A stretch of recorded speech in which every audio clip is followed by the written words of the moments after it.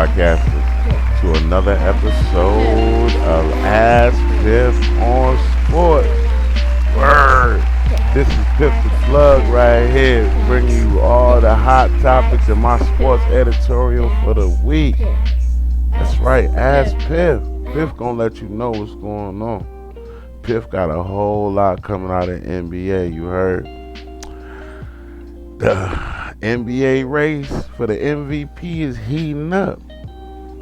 It was a four-way tie that then broke down to a two-way race, and I think that one-way race then just is about to get one-legged real quick because I think Westbrook is breaking out the pack, man. Them triple-doubles are coming down hard. He's about to break the Big O's record of 41 in a season. And listen, man, the numbers he putting up, but these aren't no 10 points, 10 rebounds, 10 assists. This man is putting up 57 points, 10 rebounds, and 13 assists in a game. Pulled it out for him this week. You know what I mean? Big ups to Westbrook, man. Man, he hitting them so hard, man. And you got all these little so-called basketball naysayers saying that they got this little chart out saying that he doesn't guard his man long enough. He always likes to run back and get the rebound. But ain't that what you're supposed to do? Crash for rebounds, the whole team?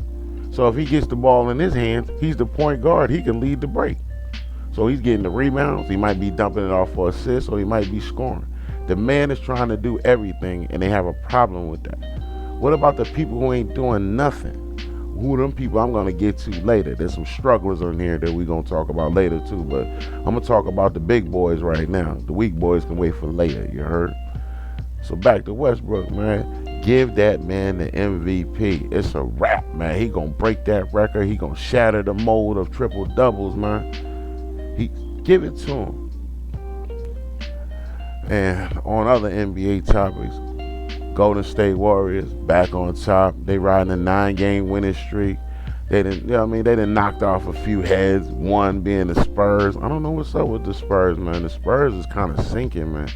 Ever since they had Kawhi Leonard in for the MVP race, the Spurs then went down. I don't know if they didn't put the heat on him or he got a mark on his back, but he's still the quiet assassin. He don't say nothing but do everything. That's what I like.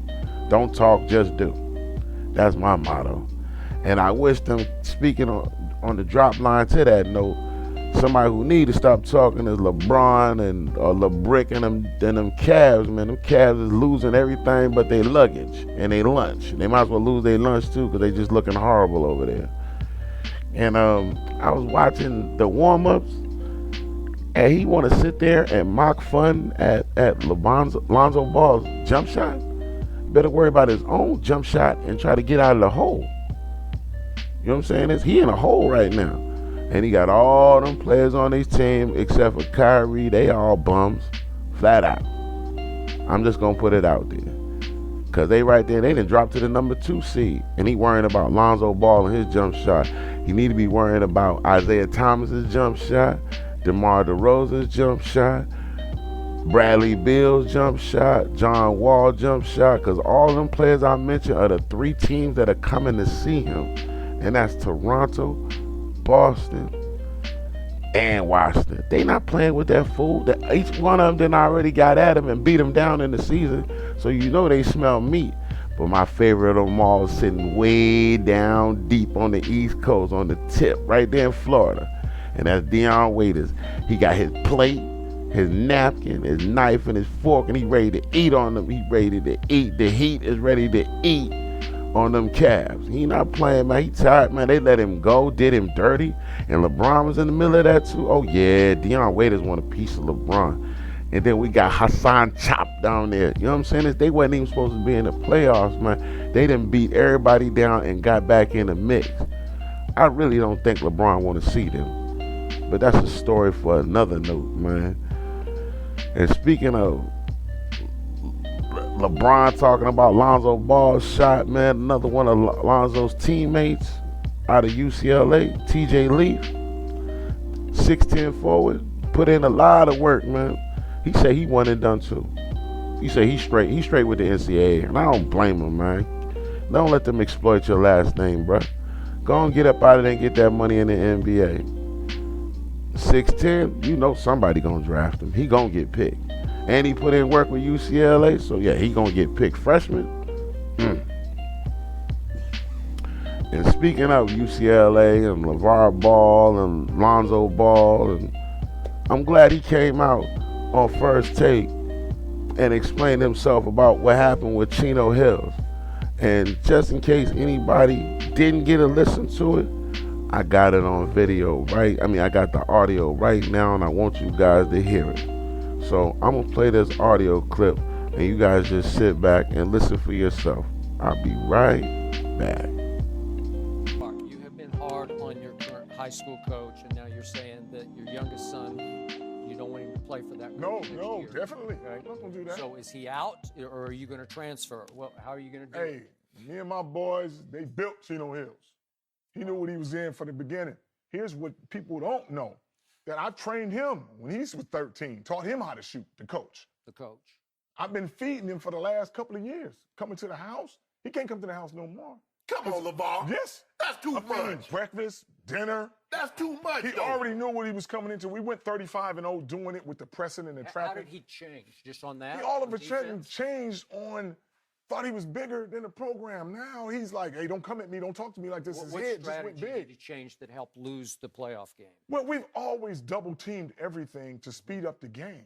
Now you telling guys, and he said the Cardinal saying, he told my boys, don't let your dad get in your head. Listen to me. Whoa, wait a minute. I've been taking care of my boys all this time. He just went rogue and started doing a whole bunch of different things. Like he said, he cut off the ties that we had with Adidas, talking about, oh, yeah, we got Nike with his guys. And then found out we didn't have Nike, so then he said, oh, my other guys had Under Armour. I'm like, okay, wait a minute. And then the last minute, you got to come back to me to talk to the Adidas guys to get us back with Adidas. But he's doing a lot of things behind the scenes that folks is like, the last game we lost to Modern Day. He comes straight out and cussed my sons out. Personally, blaming it on Melo, talking about you lost the MF game for us because you're shooting too much and not passing. Well, my other son got to come in now and say, well, wait a minute. We'd never be here without Melo. And then after that, he tried to come back to me the next day talking about he was caught in the moment. No, you're not. Look, LeVar, but here, okay. Let's just say everything because he has his side, you have your side. Right. Don't you think you could have handled that behind the closed doors?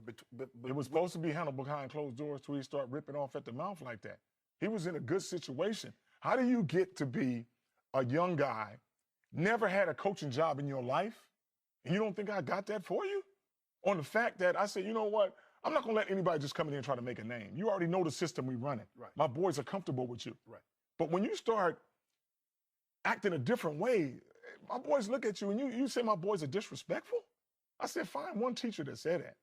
And everybody on the outside was like, what is wrong with that guy?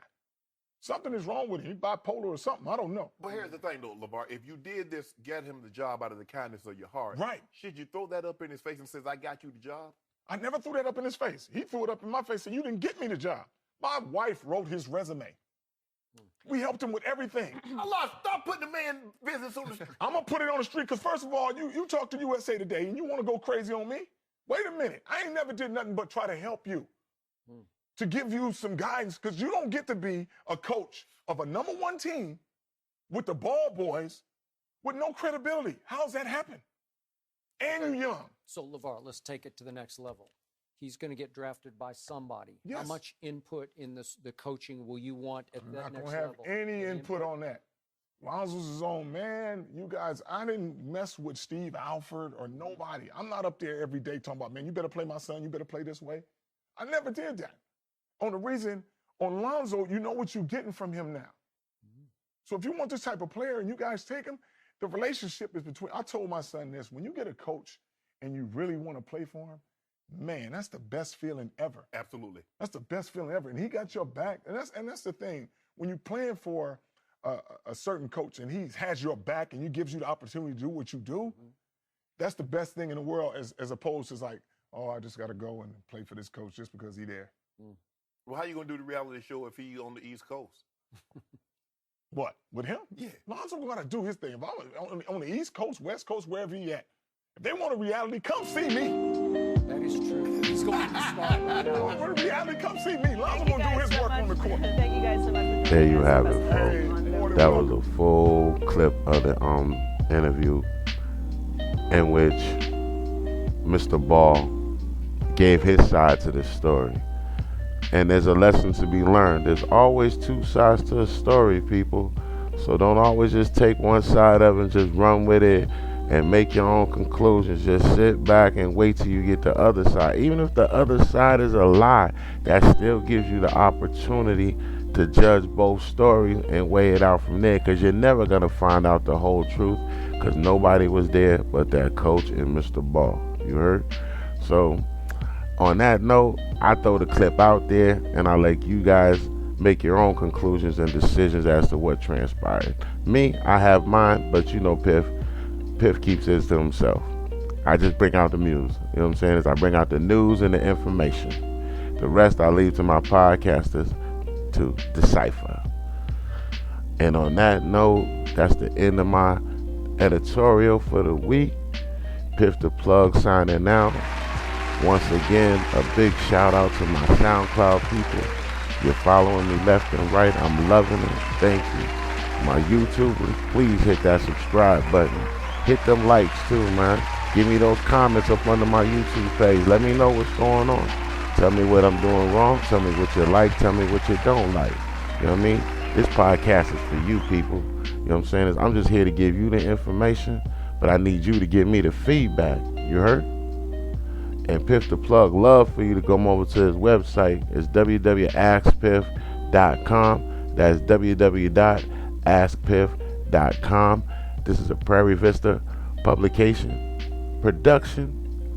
We takes no handouts. We just, you know what I mean? We hustle our products. That's what we do up here in the North Beast. Once again, we're hailing out of the North Beast. Strong winds bring strong men. And we out.